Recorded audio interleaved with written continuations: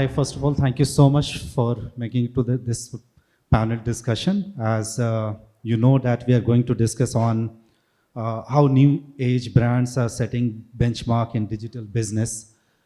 What we have observed over the last 2.5 years, especially during the pandemic, that most of the industries have struggled and there were some challenges on the continuity part. But organization which had some level of integrated platform supported by data, supported by technology, they were able to mitigate the challenge on the go and somehow ensure the business continuity even during the pandemic.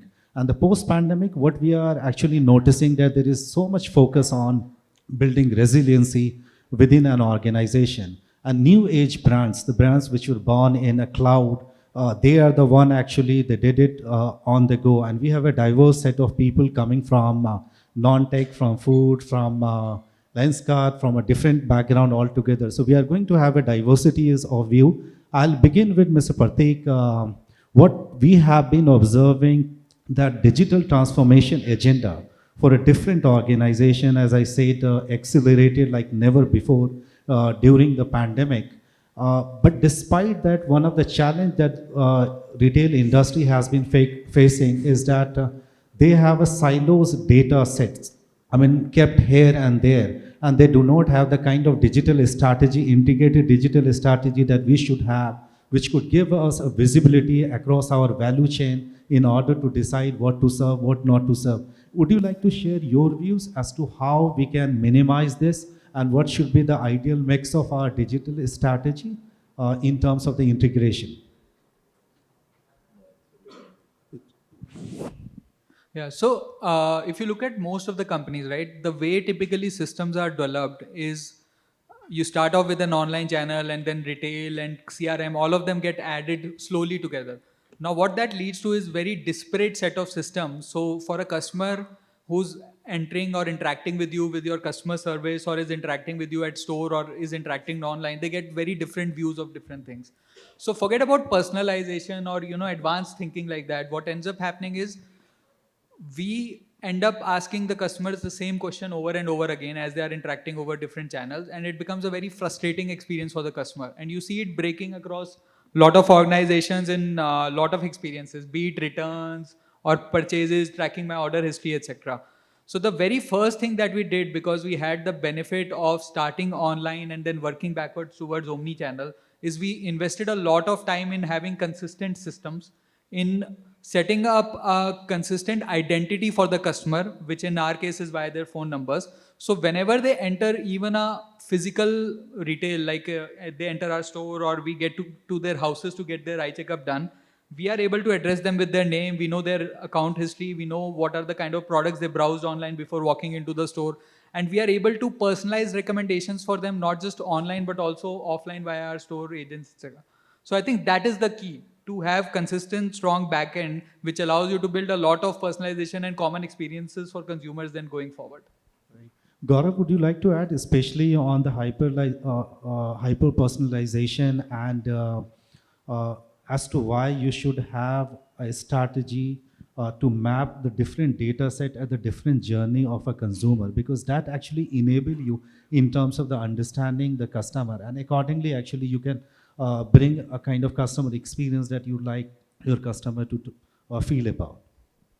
Honestly, like if you talk about the data centricity and how it is helping the consumer journey, adding to the consumer experience to it. For an example, in our category specifically, we are also around a fitness health app ecosystem that we are running. A personal customization around that to pass on the right messaging, passing the right, very personalized, different messages to the different person. For an example, if somebody is running maybe a 5,000 step, you have to differently communicate with them. There's a different experience. Personal experience is different. Someone who is not able to sleep properly, you have to give that type of a data, and the communication is very different. So like you said, hyper personalization is really evolving, and it's now part of a customer experience for any brand. In content also for a brand like us, who's primarily digitally available. the entire user experience, user interface is also changing with time, how the consumer is coming to the website and who's that consumer.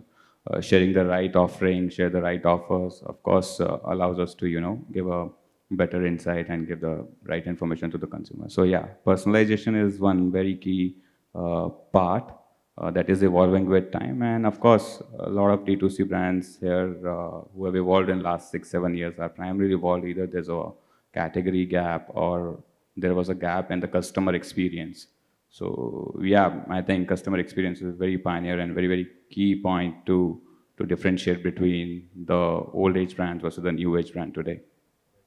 Manish, since all the speakers spoke about the customer experience, and one of the integral part which is attached to CX is the faster delivery, easiest return, and given the fact that we are in the age of multi-channel strategy, wherein you are actually putting your product and delivering your product through multiple channels, and you are trying to be close to your customer. So what should be an ideal strategy for a brand? To be close or creating a more brand awareness, what it should be? Yeah, hi, I'm Manish. Love to just share a small story before I talk about delivery. We are in one of the most toughest category of health and beauty. We were one of the first Indian beauty brands to come out of this country selling a shampoo online, right? Advertising purely on digital, consumers wanting to do only option to buy it digitally. And those were the days in 2015 where delivery used to happen in 7 to 10 days. And that's obsolete today, right? But that was the fastest to a consumer, and we should remember consumers calling us up and asking us when is our shampoo bottle reaching. So let's talk about how things have changed over the last 7 years, right? It's such a tough category where impulse is high. You got to get closest to the consumer. Data is so critical today in an era where we sit. Our strategy of going offline is also on pin codes derived on data. But also today it's not only us, even you've got the large folks who are joining the incumbent companies who've been running or being our competitors, are running these businesses 100 years plus. Yeah, we're going to be a decade old next year. Then came Amazon, who gave us deliveries in 3 to 4 days, Prime in 1 or 2 days, and we said, wow, this is breathtaking, this is the future. Then we came to 1-day delivery. And what are we talking today about? Q-commerce. We're seeing data happening at our end. There's disruption where consumers are getting our new products of new age brands in 13 to 14 minutes, right? What happens with that is your efficiency of advertising, your customer loyalty increases drastically. And I don't know, 13 to 14 minutes, somebody seeing an ad from YouTube, maybe on television, what we are advertising very frequently today. Just look at how 13 to 14 minutes you're getting a new age brand today at home. So there's disruption happening. It's great for consumer. It's a great time to be a consumer in this country. Just look at the speed at which we're getting deliveries. It just gives a lot more confidence to the Indian consumer buying online. Obviously, COVID did spike up a lot of traction for online businesses. Let's be honest, we are in an internet fatigue today. Consumers are tired of buying it online, going back offline and buying. But you got 13 minutes delivery, which I stay in an apartment where I've got a grocery store down, and I timed my domestic help to walk down, and I had a Swiggy Instamart coming and delivering. Swiggy Instamart was faster than my mate could go and pick it up from down. So just look at how things have changed, right? We thought about 10 days was amazing, 7 days was fantastic, 3 to 4 days was mind-blowing. One was, I don't think so it'll ever happen.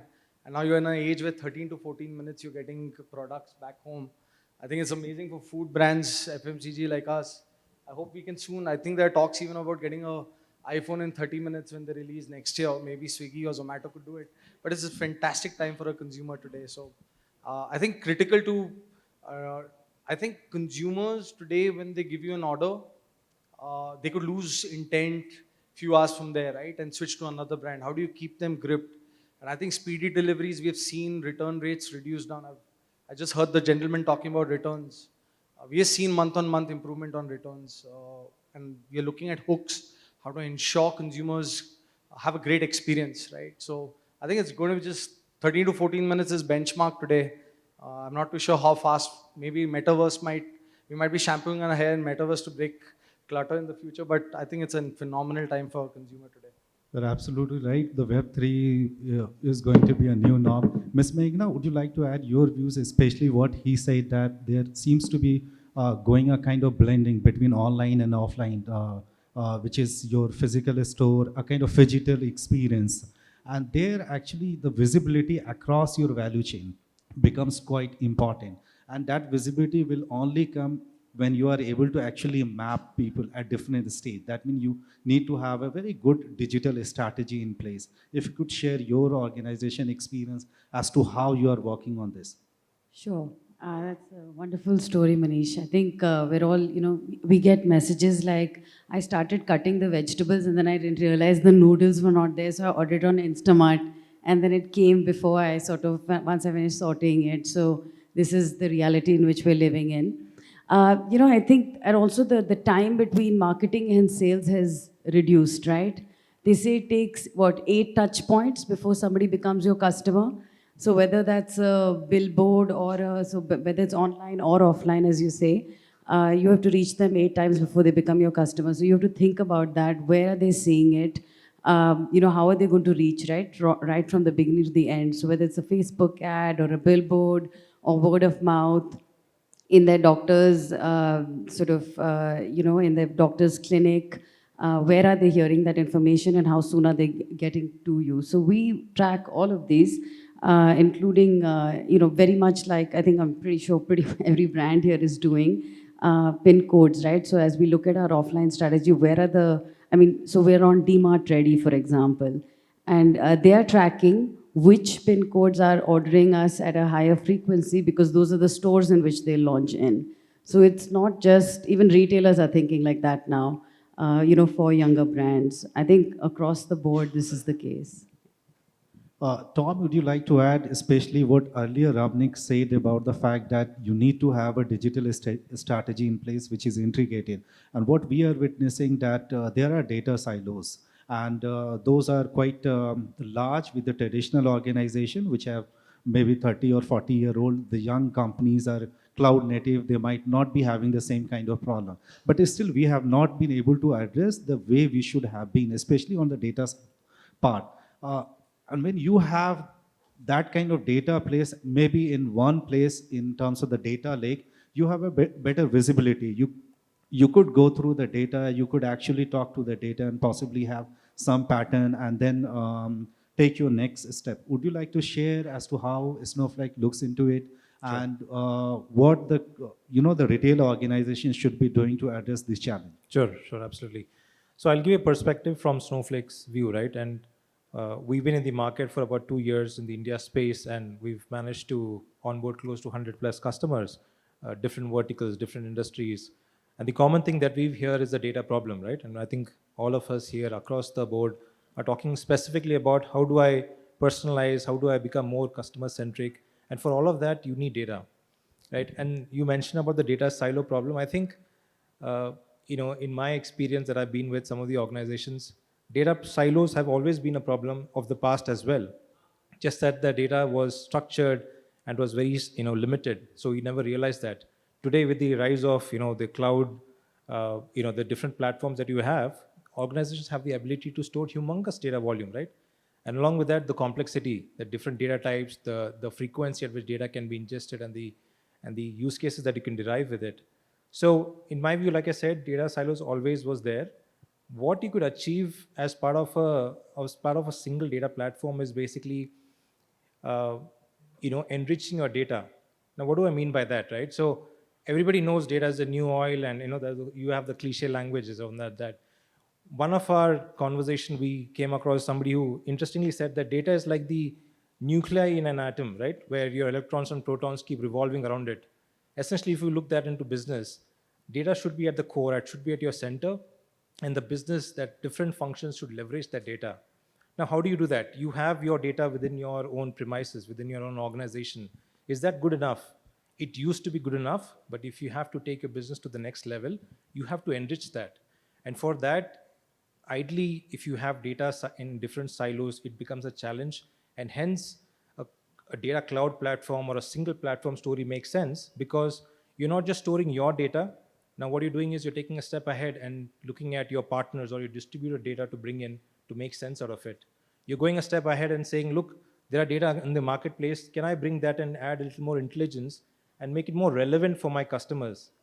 I remember today, one of the earlier panel, somebody from ITC, gentleman said, when the pandemic hit and they were looking at a strategy to introduce Savlon to their new customer base, they bought data from China's market, right, on the current situation. So what organizations are doing today is not just leveraging what they have, but going beyond and kind of making sense out of it. So in my view, I think data silos existed. I think bringing and consolidating all that to make sense out of that on a single platform addresses a lot of those challenges. Ramneek, I'll come to you. I'll go to Mr. Bhavik. Mr. Bhavik, I would like you to focus on some of the brands that are experimenting with content strategy, especially on the community building part. How do you look at it? And if you have some experience on that, if you could share your experience. Sure. So we really talk about these 3 new C's these days that differentiate brands. It's content, community, and capital. I mean, really, these are the 3 differentiators left for all of us. Manish and the rest of the panelists were talking about what a great time it is to be a consumer with getting a brand or a product that quickly. I think it's also a great time to be a consumer because there are so many options. There are so many brands in every category now available because it's become that much more easier to launch a brand. Literally, from our vantage point, we pretty much we are an alternative fund. We back over 300, 400 brands across different categories of D2C. And from our vantage point, what we are seeing is you now have a husband and wife couple, and in fact, TAC is a portfolio brand and a founder we've backed, a husband and wife couple putting a brand together in a couple of years. You have a husband and wife couple setting up a pet care brand from literally their kitchens. And the differentiating factor for all of this, technology, I think, has become commodity. You can launch a store on Shopify overnight, right? Being able to get to manufacturing or get product in place, still not that difficult. So really what's differentiating one brand from the other is content, your community, and then some amount of the capital, right, that you can now pour in. And I think all 3 are important and are differentiating. Just before this panel, some of us, Manish, you were talking about the importance of spending a lot more now for the brand to directly reach its customers, right? Gone are the days of just doing marketplace, right? I think, Gaurav, you guys at Noise, really driving a cult and an ethos with your community. It's really connecting with the consumers. I'll tell you, we've backed so many brands. I literally wear, as part of a little bit we do for the community, I actually wear the brands that we've backed. I wear Elevar shoes, that's a brand we've backed, an Indian brand. Wear Snitch denims, that's another Indian brand. And what you see is with these kind of founders, the content they're creating. I'll take an example of another brand from our portfolio called Urban Monkey. They focus on streetwear and skater community. And I think these are just the differentiators. So yes, you need a lot more capital to be able to now reach your customers, the digital marketing, the difference between the time between marketing and sales, and you have to just now spend that much more to, break through the clutter. And the only other 2 things you have is differentiate your brand with the content, the community. I think that's the only 3 C's left. Absolutely. Mr. Param, what we have observed during the pandemic that a lot of things went online. And as Manish was saying that there is a traction now, people are coming back to a store. So what we really need a very good blending between online and offline, and the kind of product that you are actually working on that requires that alignment. Can you share your experience as to how you look at this, blending of online and offline stores together? So, I'm Param Bhargava. I'm the founder of the brand who has, a lot of you guys have got goodies today. I hope you love the products, what we are doing. We are just a 15-month-old brand, but currently one of India's fastest growing in the Ayurvedic ecosystem. We are developing, a content-led communication channel via our digital platforms. But, the best part of India is that every year there is a different learning experience for founders, for entrepreneurs. Because there is a sea change in the market, the way it reacted post the first wave of pandemic and second wave of pandemic. And suddenly in 2022, a lot of consumers are flocking again the retail segment. So At this scale also, to put certain data points, still e-commerce penetration in India is close to 9.5%, and balance is still offline. And end of the day, if India is growing, Indian consumers are growing, similarly at that scale, the number of brands that are coming up is also growing. So it's important and relevant that you be near to your customer and be available across wherever they're trying to buy. So you cannot leave any stone unturned. Yes, it's a part of strategy. When do you enter what kind of market? But as far as Stack, the Ayurveda company is concerned, we believe that branding and defining your brand purpose at the early stage is very important. You cannot remain a private label now in India, that you are just labeling something and trying to trade from global suppliers or Indian suppliers. You really need to seed your brand purpose and stand true to your brand ethos. For that, it's important that you take an approach of an omni-channel.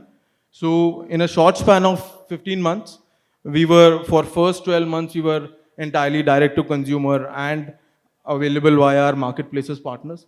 In last 4 months, we have opened 15 of our own stores, and by year end, we would be operational from 6,000 other point of sales plus 50 stores. Because we believe that we need to be really near to the consumers, and then we do the backward integration in terms of understanding how and what our consumer is reacting to the kind of products and services we are offering.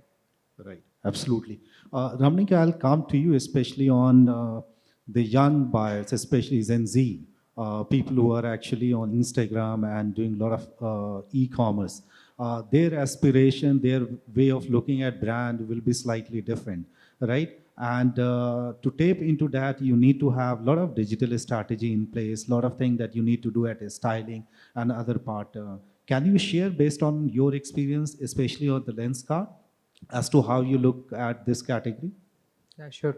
So what you see is that, one of the things that COVID did is it acted as an accelerant. And now the pace of change has really accelerated much more than what it used to be before. You see that especially in the younger generation, as people have moved from bigger format 30-minute shows to now TikToks, where people's attention span is lesser and lesser. And what that leads to is higher expectation from brands and companies and organizations to deliver on better changing experience. In our case, like you mentioned, when we initially started, now we have a lot of people which download our app. It allows us to establish a direct connection with our user base, which allows them to come on our app on day-to-day basis, just play around with different augmented reality models, try out new sunglasses which are out there. So that is one experience which helps us to connect very well with them. The other experience in which it's helpful is that because of the application, we are able to do weekly drops of new collection, which allows us to educate the market about what is the change in season, what are the different glasses they can try out, what are the different occasions they can wear on. So I think for this generation, what is more important is how do you deploy different experiences for them, different in terms of physical as well as your digital products at a much faster pace than before. Gaurav, with the new age company, given the fact that the new age companies have set a completely different standard altogether in terms of the customer experience, thanks to they being on the cloud, but we still see a lot of, the companies want the agility of new age company and the trust of a physical store. And somehow we need to merge both of them. How do we do that? Especially when you look at Gen Z, they might not be highly interested in brand per se. I mean, if there is a social influencer, if they are doing something, they are able to actually influence and enable sales for the organization. So, honestly, the young consumer of today is much more brand conscious than how probably 20 years back the story was. And I think the brand, at least noise that we have built on entirely how the consumer is seeing and what is the different experience he is looking at, and why there is no Indian brand who is able to give that global experience, which probably used to be only available with a global brand. So honestly, a consumer who is much more educated, much more evolved, much more knowledgeable than how it used to be. Before, you did not know, a consumer did not know if there are 10 options or not, right? Whatever is available to the nearest store, he'll go and buy it. And the store person used to be the guy who used to influence his decision. But now he's much more evolved, he's evolved from influencers, evolved from social media, he's evolved from all around the corners, the information is available all around the things. So it is very important for any brand today to be available on all the platforms that are there in the market, whether it is social commerce or whether it is e-commerce marketplaces or whether it is your own D2C website. And now it is very, very, very important, like Manish mentioned, that there's a fatigue of internet buying, and we have seen very, very significant change in our online versus offline ratio. Till last year, we were 5% of our business used to come from offline, which is suddenly has moved in last 6-8 months to around 15% of the business, with a growth of 100% that our business is already seeing. So yeah, it is very important for any business to be near to the consumer and be available all across the platforms, whether it is offline, whether it is online. And trust me, consumers are much more brand centric, and I would say the loyalty is still very, very low, but still they are looking for a brand experience. They are not going to use any random product, even if an influencer is just promoting it for the sake of it. They will go YouTube, they will check everything. If things are fine or not, they will probably go to offline stores now, which are much more accessible now. And people want a reason to move out. So yeah, I think availability across the channels is really important, and communicating with the consumer in all sort of a platform, whether it is social or whether it is offline, it has to be there. And I think that's the way forward also. Manish, would you like to add, especially on the part of the agility of an online store and the trust of the physical store, and merging both of them to have a different level of customer experience? We are available in close to 29,000 modern trade and retail stores. I wouldn't say we are in Kirana stores, but at least we look at data points to understand which clusters, pin codes, where our consumers are actually at, right? So it's a lot data driven. A lot of our sales come on our own website. We do a lot of business also on marketplaces. Obviously, marketplaces give you some kind of data where at least tells you where your consumer is, right? So you marry both of them together. Reach out to the closest where you could reach out to audiences there. See, remember one thing, it's cheaper for us to get into stores than doing it online for a repeat to buy a consumer, right? So eventually it's going to be very hard hitting data. I think even Ramneek's doing it very intelligently at Lenskart. But today it's, as we were just talking about, Bhavik talking about how many brands he's funded. Loyalty is at the lowest in this country, right? I don't think so there's loyalty left anywhere, right? I mean, the entry to barrier to start a D2C brand is nothing. I mean, we have got, when we started, we were like 2 or 3. Right now, I heard about in our category, there are 80 to 90 fighting for that same customer, right? So it's completely ludicrous if you ask me in times like this. It's, if you are intelligent, 2 legacy brands which you guys might have used starts with B and L, they took 28 years to do 100 crores. I think 100 crores revenues is cut in 2.5 to 3 years. And if you're not doing 100 crores in 2 years, then there's a problem with your brand, right? So absolutely. I think all these barriers are broken, but I think at the end of the day, it still goes back to the fundamentals. Brands will be here to stay. Brands take decades to be built. I don't think so we can do anything other than shorten that period. But I think in this mayhem of where customers have got so much of choices, I think overall brand will win, right? There'll be tons who will come and have moats, purposes, etc. But I think strong brands will survive in this era. Consumers will have loyalty stronger there. But it's a great time, as I told you again, back for consumers. But everything and anything you do today, the starting and ending point should be of consumers. Where do you keep him more attached to your brand is something where I think faster delivery, more reason why to buy, innovation is critical. So there are lots other than these smaller factors of delivery. I think the larger picture is how do you retain a consumer long term, right? That's where we're all spending so much of money today, right? So it's a good time. So Meghna, how do we retain the customer in long term, given the fact that we are in a multi-strategy way of actually doing business, wherein people are coming from different channels, and omni-channel, new buzzwords. Since morning, actually, speaker have been talking about. So how do you retain? Retentionship is something is still a challenge. Possibly you might have a smaller size on the offline, but retention is slightly higher compared to the on. I don't know about that. I think retention is pretty high if you start at the core, right? And I think for everybody who has been here for a while and has built something, it is because they've built retention and they've built people. While he's saying there's no loyalty, I know we have a 50% repeat on our website. We have a 38% repeat on our e-commerce platform. So it's there, right? We started the community. We use data combined with sort of mother's intuition to figure out what our customer wants, and we keep on trying to deliver that every day, all day, right? So I think you have to keep doing that only. This is, I think, the game, no? The only game in town. Tom, would you like to add? Especially earlier you spoke about the challenge of the data silos. Can you focus on the integrated digital strategy, especially the retailer should have in order to understand the data? We do have, let's say we have a data lake, but you need to ask the right set of questions. Yeah. I think a lot of these organizations are saying that how do I be relevant in an offline and online mode today?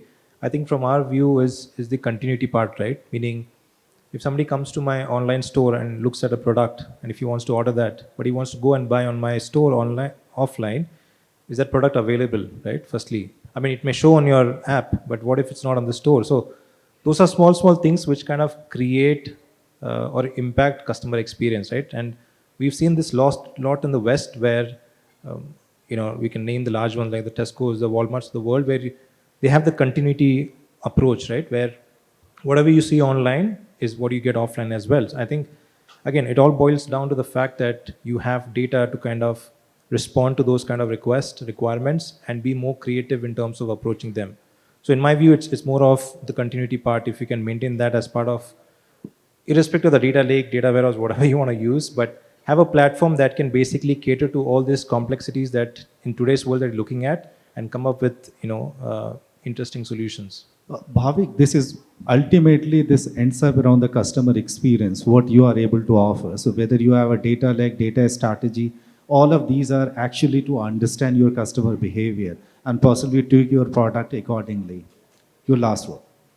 No, so the last piece that we do a lot of insights and sessions with all our brands, because again, from the place where we are, right, the vantage point we have is we've backed or funded 8 players in a similar category. So we kind of start seeing a slightly macro picture of what channels are working in a sector for each one.